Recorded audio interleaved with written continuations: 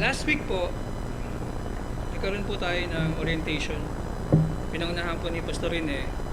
Meron pong natalakay siya na 4 na traps to avoid at 4 na essential ingredients.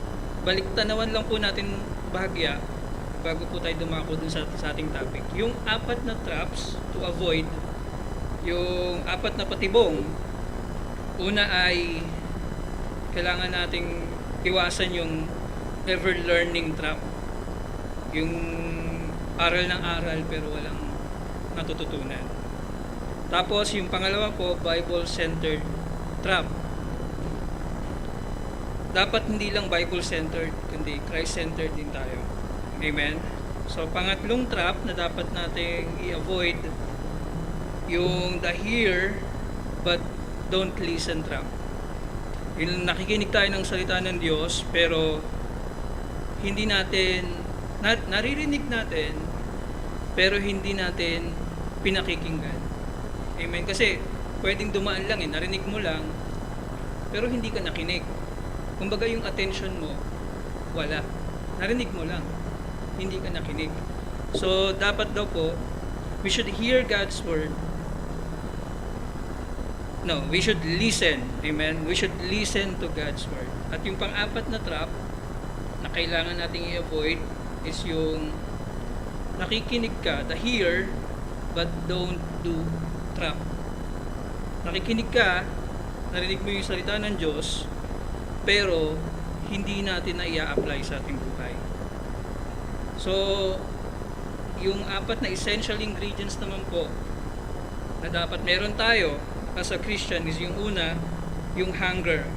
Amen? So, mayroon dapat tayong pagkagutom. Amen? Sa salita ng Diyos. Ano yun Mark yun ang pagiging Kristiyano. Yung tipong hinahanap-hanap mo yung kanyang salita, nagugutom ka. Amen? So, sabi sa Matthew 5 verse 6, "Blessed are those who hunger and thirst for righteousness, for they will be filled." Amen? So, pupunuin tayo ng Diyos. Kailangan lang natin maghangad ng kagutuman ng kanyang mga salita. Amen? Tapos, yung revelation po, yung second essential ingredients, yung revelation, let the Holy Spirit works to reveal His message. Amen? At yung pangatlo po, yung faith. Faith is our response to God's Word. Dapat palagi na pananampalataya yung ating response kapag may nagsasalita, kapag may preaching, akin to, tatanggapin ko tong preaching na to nang mayroong pananampalataya. At yung pang-4 po sa essential ingredients, yung repentance. Ito po yung topic natin ngayong araw na to. Amen? So, Christian life should be progressive. Dapat nagpo-progress tayo. Amen? So, merong stages ang Christian life. Mula sa sanggol, kabataan, hanggang sa fatherhood. So, kung sanggol ka, tapos hindi ka naglalago, hindi ka lumalago, baka tiyanak ka. Baka tiyanak. No? So, kailangan merong progression. We all have different growth progress. Lahat tayo merong iba-ibang progreso Pwede yung iba, matagal mag-progress. Pwede yung iba, bilis naman ito Pero dapat, lahat tayo, papunta doon, di ba? Papunta sa pagiging kagaya ni Kristo. Ngayon, kung matagal ka ng Kristiyano, ang tanong, bakit hindi tayo nag-level up? Ba't hindi tayo nagpa-progress? Baka may problema. Amen? Tatanungin natin yung sarili natin, bakit hindi ako nag-grow? Pwede kasing natangay na tayo masyado ng mga bagay ng mundong to. Diba? Nauuna natin yung mga bagay na walang kabuluhan. Amen? So, kagaya din ng relationship ng mag-asawa, talagang, alam niyo yun, dapat habang tumatagal, lalo nagmamahalan. Amen? So, sinelebrate po namin ni Noemi yung 6 years anniversary namin last week. So, alam niya, amen, to God be the glory po. Tumagal po kami ng 6 years, imagine.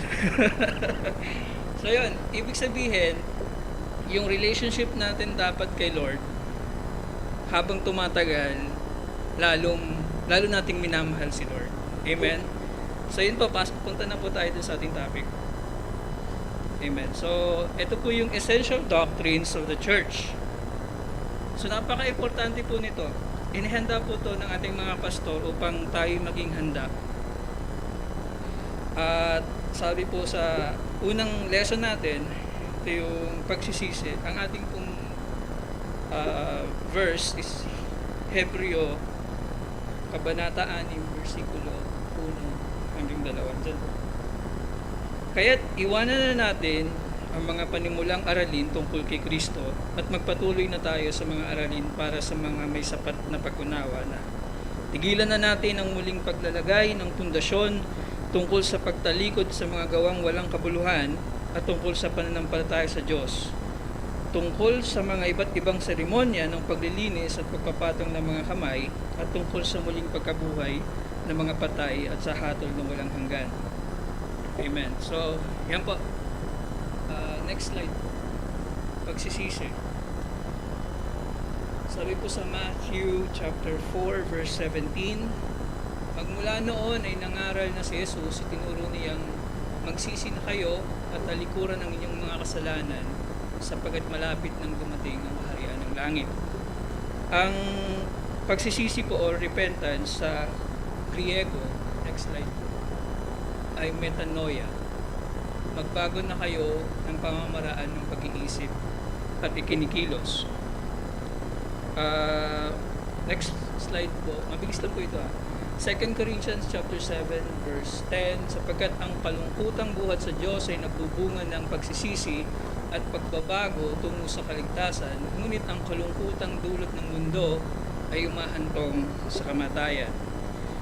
Ang una kong point ay ang pagsisisi na tinutukoy ng Biblia ay pagsisisi sa mga patay na gawa. At dapat po natin tandaan na yung sorrow o yung repentance is galing sa Diyos. Amen. So, ang Diyos ang nagbigay nito sa atin. Hindi natin to kaya sa sarili lang natin na magsisisi tayo, malulungkot tayo. Kumbaga, babalik ka rin sa dati. Pero itong sorrow na to at itong repentance na to, ang pinakaunang bagay na dapat nating tandaan ay yung pagsisisi sa mga patay na gawa. Sabi po just next na sa Hebreo 6 verse 1, kaya't iwanan na natin ang mga panimulang aralin tungkol kay Kristo at magpatuloy na tayo sa mga aralin sa mga may sapat ng pangunawa na. Tigilan na natin ang mga muling paglalagay ng pundasyon tungkol sa pagtalikod sa mga gawang walang kabuluhan at tungkol sa pananampalataya sa Diyos. Mga mabubuting gawa ng tao na hindi udyok ng Espiritu Santo ng Diyos. Amen. So, mayroong mga example dito ng mga, alam niyo yun, mga gawa natin na akala natin nakakalugod sa Diyos.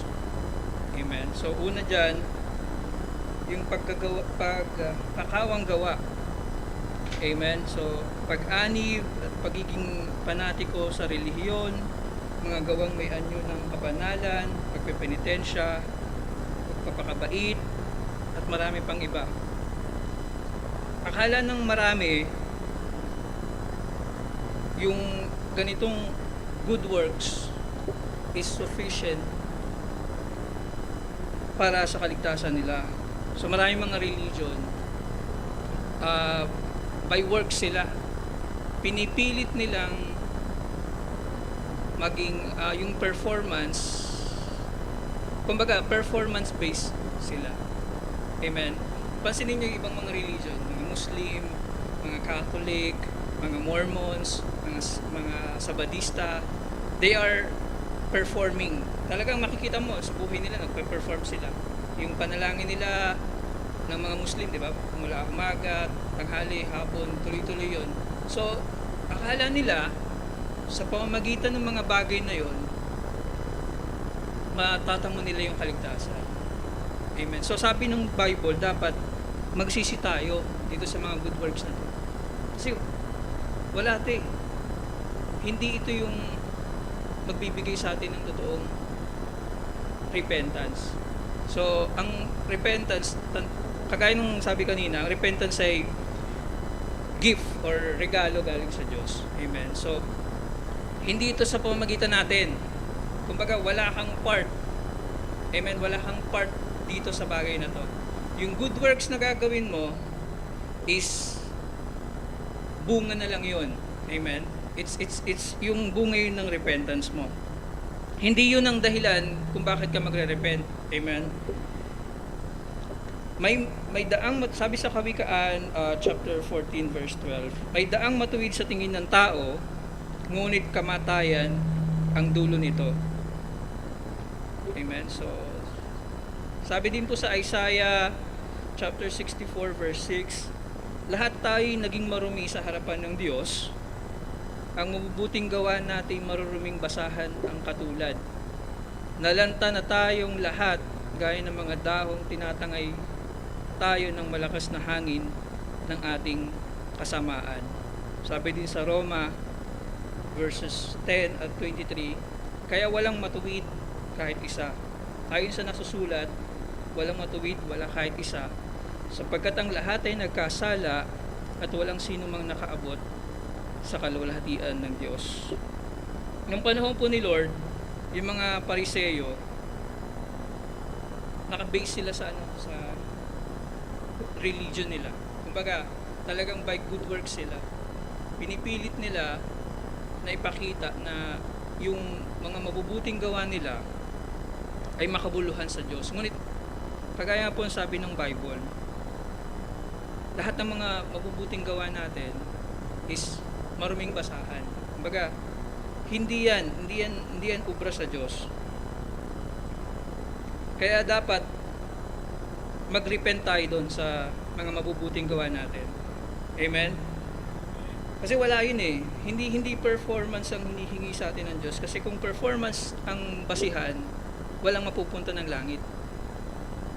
Kung performance ang basihan, kailangan perfection. 100% dapat gawin mo yung 10 utos. Kung ganun ang magiging dahilan ng kaligtasan natin, wala. Lahat tayo babagsak. Ngunit gayon na lang yung pag-ibig ng Diyos sa sanlibutan, binigyan niya yung kanyang kaisa-isang anak upang ang sino mo sumampalataya sa kanya ay hindi mapahamak bagkus ay magkaroon ng buhay na walang hanggan. Amen. So yun yung regalo ng Diyos sa atin. Ang kaligtasan. Ang pagsisisi ay galing at regalo ng Diyos. 2 Timothy chapter 2 verse 25, kailangan mahinahon siya sa pagtutuwid sa mga sumasalungat sa Kanya, at baka sakaling sa ganitong paraan ibigyan sila ng Diyos ng pagkakataong magsisi at malaman ang katotohanan. 2 Corinthians chapter 7 verse 10, sapagkat ang kalungkutang buhat sa Diyos ay nagbubunga ng pagsisisi at pagbabago tungo sa kaligtasan. Ngunit ang kalungkutang dulot ng mundo ay umahantong sa kamatayan. Amen. So, yung repentance natin, paulit-ulit ko pong sasabihin, hindi po galing sa atin yan. Regalo ng Diyos. Habag niya, biyaya niya sa atin, na sabi nga po ng Bible, hindi mo makikilala si Christ unless inilapit ka ng Ama kay Kristo. Diba? So, it's all about God's sovereignty. Yung pagiging sovereign ni Lord, kaya tayo naligtas. Dahil pinili niya tayo buhat pa nung una. At, di ba dapat maging thankful tayo doon? Kasi imagine, simula pa nung una, tinawag na tayo at pinili na tayo. Alam na ng Diyos na makikilala natin si Christ. Napaka kahanga-hanga, amen, na piliin ka ng Diyos. Imagine, sino ba tayo? Wala tayong naipagmamalaki sa Kanya. Kung performance, kung good works ang basihan, bagsak lahat tayo. Kumbaga sa school, hindi 75 eh. F yung score natin eh. Failure tayo eh. Pero yung grace niya, yung habag niya, yung pagmamahal ng Diyos, yun yung regalo niya na hindi natin kayang suklian ng kahit anong bagay. Sabi sa Ephesians chapter 2 verse 8 and 9, sapagkat dahil sa kagandahang loob ng Diyos, kayo ay naligtas sa pamamagitan ng pananampalataya, at ang kaligtasang ito'y kaloob ng Diyos at hindi sa pamamagitan ng inyong sarili. Hindi ito bunga ng inyong mga gawa, kaya't walang dapat ipagmalaki ang sinuman. Amen. So it's all about Christ. It's all about what He did for us. Amen. So kagaya nga ng sabi ni Pastor, mula Old Testament hanggang Revelations, it's all about Christ. It is Christ-centered. So, mga kapatid, mag-repent tayo kung hanggang ngayon naniniwala tayo na maliligtas natin yung ating sarili sa ating mga mabubuting gawa. Kung akala natin na ikaw at hindi yung ginawa ni Kristo sa cross ang makapagliligtas sa'yo, mapapahama ka, kapatid. Kasi ginawa niya 100% yung ginawa niya, tapos dadagdagan mo. Sasabihin mo, kulang yung ginawa mo, Lord. Kulang pa yun, dadagdagan ko pa. Pero ngayon, na nalaman na natin yung mabuting balita, natamo natin yung kaligtasan ng Diyos, dapat tayong magbunga. Amen? Dapat nagpa-progress yung Christian life natin. Dapat nag-hunger tayo na makinig ng kanyang salita. Dapat, kasi once na tinanggap mo si Christ, ang promise, yung Holy Spirit niya, mapapasayo. At yung Spirit na yon, yun yung magbibigay sa'yo ng contentment, at yun ang magbibigay sa'yo ng paglago. So mga kapatid, itong unang lesson natin, sana maintindihan natin na wala tayong naging parte sa kaligtasan natin. Wala kang parte. It's just Christ and what He did for us. Amen? So, yun nga lang po, ulitin ko lang po. Yung mga mabubuting gawa natin, wala yan. It's after you are saved. Pagkatapos mong maligtas, saka ka magbubunga ng mga mabubuting gawa. Amen? It's a sign na nakakilala tayo sa Panginoon. It's a sign na nanampalataya tayo sa Kanya. Pero hindi yun ang basihan na ligtas tayo. Amen. So, yun po yung una nating lesson. Hindi ko na po papakahabaan. Ang next lesson po natin next week ay yung pananampalataya sa Diyos. Meron po na 27 lessons na pag-aaralan natin. Maswerte po tayo kasi inihanda po ito ng ating mga pastor upang maintindihan nating lubusan yung mga aral ni Kristo, mga aral sa Biblia. Amen. So, I hope naintindihan po natin yung essence ng repentance. Amen. Huwag tayong umasa sa ating mabubuting gawa, kundi kung ano lang yung ginawa ni Kristo, doon tayo magtiwala. Amen. So, to God be the glory po. Baka meron pong gustong sabihin si Pastor.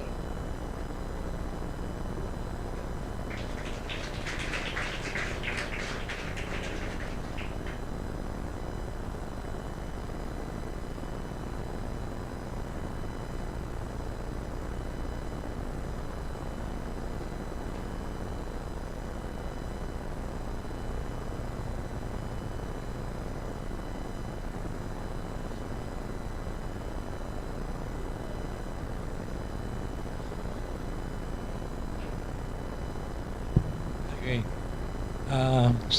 Brother Kevin, sa napakagandang pagtuturo mo. I hope may natutunan tayo ngayong umaga. No?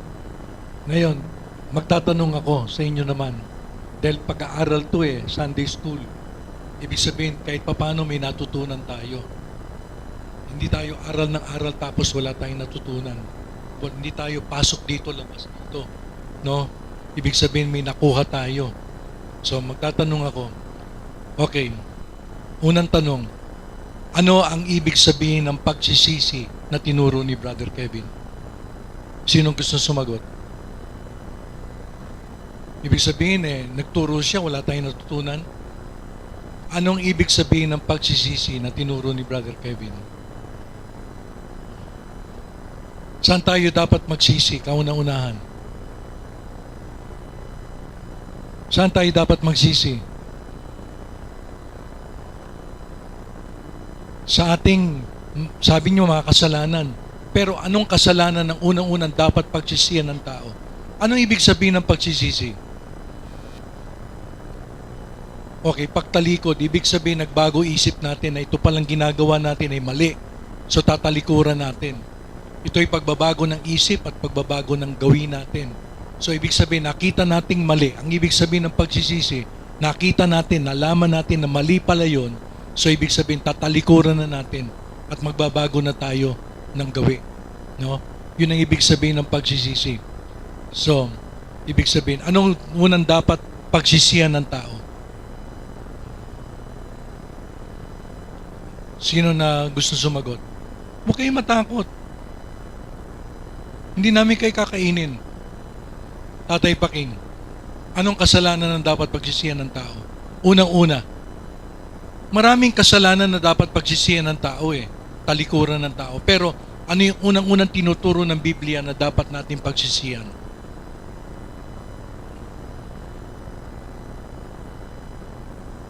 Maling paggawa na hindi maganda, ano? Ano yun? Yung ano yung dapat natin pagsisihan, talikuran? Walang nakaunawa. Ang dapat pagsisihan ng tao, unang-una, yung mga patay na gawa, inaakala niyang patay, yung mga patay na gawa, akala niya tatanggapin ng Diyos yung mga ginagawa niya Ibig sabihin, yun ang dapat na talikuran natin. No? Dahil yung mga patay na gawang yun, maruming basahan lang sa mata ng Diyos yun.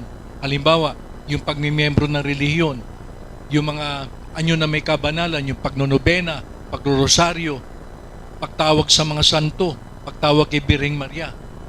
No? Ibig sabihin, yun dapat talikuran natin. Yun ang sinasabi ng Biblia. Kasi madalas, pagsisisi, sinasabi natin sa tao, uy, magsisi ka. Iwanan mo yung pambababae mo. Iwanan mo yung pag-inom mo. Iwanan mo yung pagsusugal mo. Makasalanan nga ang tao Hindi niya kayang iwanan yun So, anong dapat unang pagsisihan ng tao bago siya magsisi sa mga ganon? Dapat pagsisihan ng tao yung mga patay na gawa sa mata ng Panginoon. Then, dun siya magsisisi sa mga pagsusugal niya, sa pambababae niya, sa pag-iinom niya. Pero ang dapat niya unang-unang pagsisihan, talikuran yung mga patay na gawa. Yun ang dapat nating malaman. Kaya natin pinag-aaralan ito para huwag tayong magkamali. Kasi usually sa mga unbelievers, sinasabi natin, tumalikod ka sa kasalanan mo. Iwasan mo yung ganyang pag-inom. Iwasan mo yung pambababae. Makasalanan nga ang tao Ang tao ay nakalubog sa kasalanan, hindi niya kayang gawin yun. Malib na siya ay bigyan muna ng pagsisisi ng Panginoon. Anong unang pagsisisi? Yung mga patay na gawa, iwanan niya. Akala niya tatanggapin siya ng Diyos sa mga ganun. Dito sa atin, akala nyo, dumalo lang kayo dito, maliligtas kayo. Hindi, alam nyo, maski dumalo kayo na dumalo dito, araw-araw, magdamag kayong dumalo dito, hindi kayo maliligtas. Maliligtas lang kayo kapag kayo nagsisi sa mga patay na gawa at tanggapin si Kristo. Magtiwala kayo kay Kristo na namatay siya sa iyo para sa iyo. Namatay siya, inilibing at nabuhay maguli para ikaw ay mapawalang sala. Doon ka maliligtas kapag nagtiwala ka sa ginawa ni Kristo. Hindi ka nagtiwala doon sa mga patay na gawa na akala mo makapagliligtas sa iyo. Dahil tayo mga Pilipino, nasanay tayo, akala natin maliligtas tayo doon sa mga patay na gawa. Pag ginawa natin yon, pag ginawa natin yan. Kadalasan tayo mga Pilipino, performance-based tayo. No? Nakatingin tayo doon sa mga performance natin. Hindi tayo maliligtas sa mga performance natin. Maski sundin mo yung 10 utos hindi mo masusunod yun. Walang tao makakasunod sa 10 utos. Dahil sa bagsak nating kalagayan, hindi natin kaya itong sundin. Amen ba? Kaya ang tanging paraan ng Diyos para maligtas ang tao, kapag nagsisi ka doon sa mga patay na gawa, ay hindi pala ako maililigtas, gawin ko yung gawin ko yung mga bagay na to, hindi pala ako maililigtas eh. Dapat pala iwanan ko na yung mga ganito. At kay Kristo lang ako magtiwala. Naintindihan nyo? Kay Kristo lang ako magtitiwala, hindi sa mga ginagawa ko. Kaya yun ang dapat na iwasan natin. Yun ang dapat talikuran natin. May maliwanag ba? So maliwanag. Ano ang dapat natin pagsisihan? Unang-una? Anong unang dapat natin pagsisihan? Halimbawa, patay na gawa. Anong halimbawa? Yun, tama. Yung pagpepenitensya, pagkakawang gawa, akala natin maliligtas tayo pag nagbigay tayo ng tulong sa mga mahihirap. Pag-aanib sa relihiyon, pumasok kayo sa amin, maliligtas kayo. Sino may sabi? Sila Manalo? Sila Eli Soriano? Sila Kibuloy? Hindi tayo maliligtas doon. Maliligtas lang tayo kapag tayo ay nagtiwala doon sa ginawa ni Kristo na namatay siya dahil sa ating kasalanan. Tinanggap natin yung ginawa ni Jesus na yung kabayaran ng ating kasalanan. At siya'y nilibing dahil namatay nga eh. Inilibing at nabuhay muli pagkaraan ng 3 araw upang tayo'y mapawalang sala. Purihin ng Panginoon. Doon tayo naliligtas. Amen. Maliwanag dapat yon sa atin.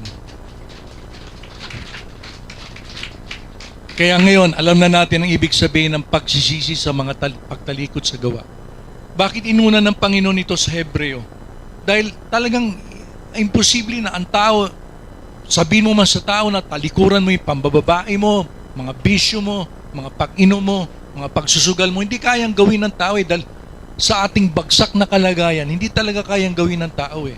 Kaya ang unang dapat pagsisihan ng tao, ang dapat niyang pagsisihan, yung mga akala niyang mabubuting gawa, yung pagpapakabait, no? Maski baguhin mo ang buhay mo, hindi tatanggapin ng Diyos yun eh, dahil wala makakapagbago ng buhay ng tao eh. Hindi natin kayang baguhin ang buhay natin, hindi natin kayang bumait. May amen ba? Sino ba dito ang kayang maging mabait? Wala. Di ba? Kaya hindi tinatanggap ng Diyos yung mga ganung bagay. Ang tinatanggap lang ng Diyos kapag tayo ay nagsisi doon sa mga bagay na patay na gawa. Tandaan natin, patay na gawa sa mata ng Panginoon. Hindi tayo maliligtas, hindi tayo pupunta sa langit. Mapupunta lang tayo sa langit kapag nagtiwala tayo doon sa ginawa ni Jesus sa krus para sa atin. Tinanggap natin yung ginawa ni Jesus. Panginoon, salamat po na namatay ka, binayaran mo ang kasalanan ko. Inamin natin sa Diyos na tayo makasalanan. Inamin natin. Dahil ang tao ngayon ayaw aminin na makasalanan siya eh. Dahil nga doon sa mga ginagawa niya, ang tingin niya sa sarili niya, mabuti siyang tao. Pero kung ganun ang kaisipan natin, ang tingin natin, mabuting tao tayo, hindi naman tayo gumagawa ng ganun, impyerno punta natin. Alam niyo, maraming nasa impyerno na mga mabubuting tao. Dahil nagtiwala sila sa kanilang sariling kabutihan. Hindi sila nagtiwala kay Kristo. Amen? Kaya sasabihin natin, mabuting tao ako. Dahil ginagawa ko yung mga ganito, hindi tanggap-tanggap sa Diyos yun. Impyerno punta natin. Kung pilit natin binabayaran ang ating kaligtasan, kung pilit natin binabayaran ng mga mabubuting gawa ang ating kaligtasan, hanggang impyerno pagbabayaran natin. Naunawaan nyo? Hanggang impyerno pagbabayaran natin nyo. Kaya nyo palang bayaran ng kasalanan nyo, dadaling ka ng Diyos sa impyerno. Sige, tingnan natin kung kaya mo malis sa impyerno, binabayaran mo ang kasalanan. Pero ang tangi mag-aalis sa atin sa kahatulan ng Diyos, ayun lamang ginawa ni Jesus sa krus. Sapat na yon. Tandaan nyo, sapat na yon. Sapat na yon. Hindi na natin dapat dagdagan pa. Maliwanag. Kaya dapat malinaw sa atin ang pagsisisi. Bago tayo tanggapin ng Diyos, dapat pagsisihan natin, talikuran natin yung mga mabubuting gawa na ginagawa natin, na akala natin makakapagdala sa atin sa langit. Akala natin tatanggapin tayo ng Diyos, hindi pala. Amen? Purihin ng Panginoon. So, may ano pa tayo dito? Yung nga pala, yung mga Biblia, kailangan natin, yung mga walang Bible, sinong walang Bible? Si Sister Perlina. Sige, Sister Perlina, come on. Bigyan natin ng Bible, Sister Perlina. Si Brother Rolly.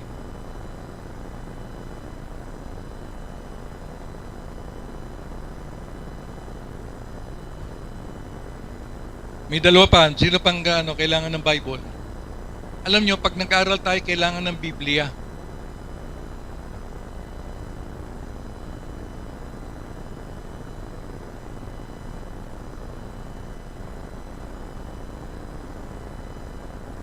Wala na. Wala nang kailangan ng Bible.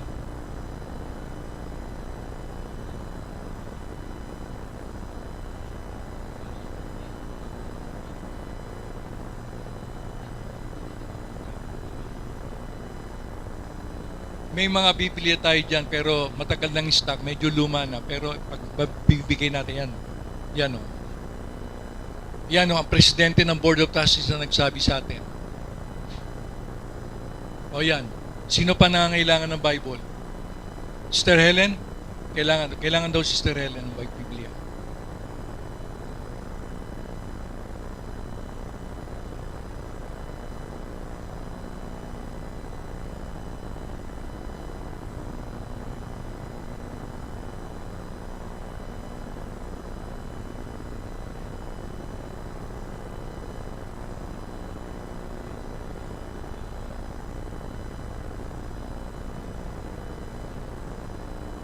Pwede nyo sulatan yan.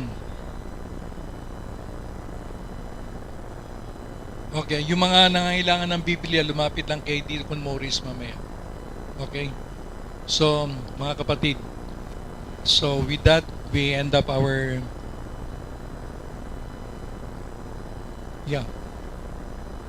mga kapatid, sabi ng Galatians chapter 6 verse 6, huwag nating kalimutan yung mga nagtuturo. Bahagi na natin ang mabubuting bagay. Kung anong maalam natin na mabuting bagay sa atin, bahagi na natin ang turo sa umagang ito. Tayo'y tumayo at bahagi na natin ang nagturo ng Biblia. Sige po.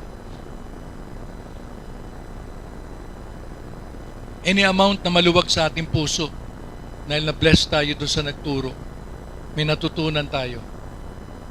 Sige po, lumapit na po sa harap. Lumapit na po sa harap ang magbe-bless sa nagturo.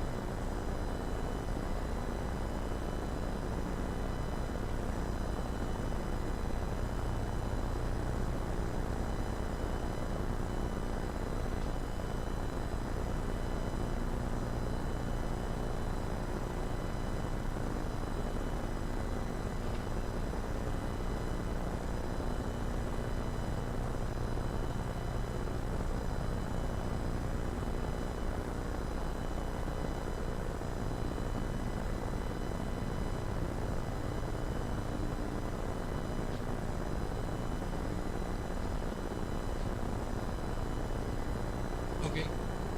Maurice. So, po. I-bless natin na nagturo. Wala na po. Panginoon, maraming salamat po sa mga salita mo na itinuro sa amin ngayong umaga. Nawa po tumimo ng malalim ang aming pinag-aralan sa Sunday School. Naintindihan namin ang tunay na kahulugan ng pagsisisi sa mga patay na gawa. At magindaan ito upang kami magkaroon ng kaalaman, kahusayan, karunungan sa kaligtasan pinagkakaloob mo po. Salamat po na sa pamamagitan ng pagsisising ito, matutuon lang ang aming pagtitiwala sa anak mong si Jesucristo, hindi sa aming mga ginagawa. Panginoon, na walang kabuluhan sa inyong mga mata. Maruming basahan lang sa inyong mga mata. Panginoon, maraming salamat po sa aming kapatid na nagturo ngayong umaga. Pagpalain mo siya at ang kanyang buong pamilya. Sa ngalan ni Jesus. Amen at amen.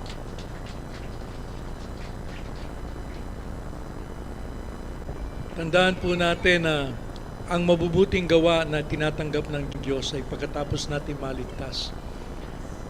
Pagkatapos natin maligtas ng Panginoong Hesus, doon na papasok ang mabubuting gawa. Ang mabubuting gawa ang bunga ng ating kaligtasan. Tandaan natin yan.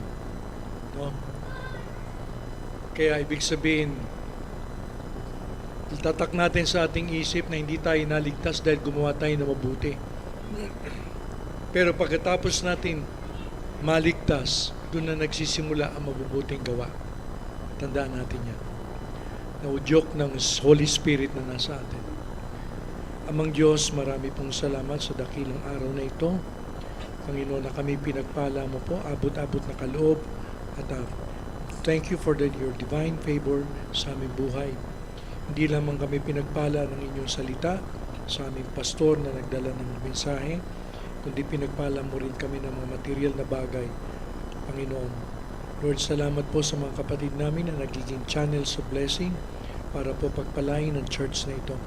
At salamat po, Panginoon, sa biyaya mo po sa buhay namin na sobra-sobra sa aming pangangailangan. Pinupuri ka namin, Panginoon, at lalong magudyok sa amin na maglingkod sa inyo at magundyok sa amin, Panginoon, na purihin kayo at sambahin sa lahat ng araw ng aming buhay. Salamat po, Amang Diyos, Lord God. Salamat po, Panginoon, yung mga tinuro ng aming pastor. Hayaan mo pong tumimo ng malalim sa aming puso at yan ang natutunan namin sa Sunday School, Panginoon. Hayaan mo po, Panginoon, na mag-ugat po sa aming mga buhay, Panginoon, na maging daan upang dalhin kami sa kaligtasan, Panginoon, na regalo mo po sa amin sa pamamagitan ni Kristo Jesus. Salamat po, Amang Diyos, binabalik namin ang lahat ng kaluwalhatian, ang mataas na papuri, ang pagsamba sa inyo, sa ngalan ni Jesus. Amen at amen. Muli, the Lord bless you and keep you. The Lord make His face shine upon you and be gracious to you. And the Lord lift up His countenance on you and give you peace in the name of Christ our Lord and our Savior and Redeemer. In the name of Jesus, amen and amen.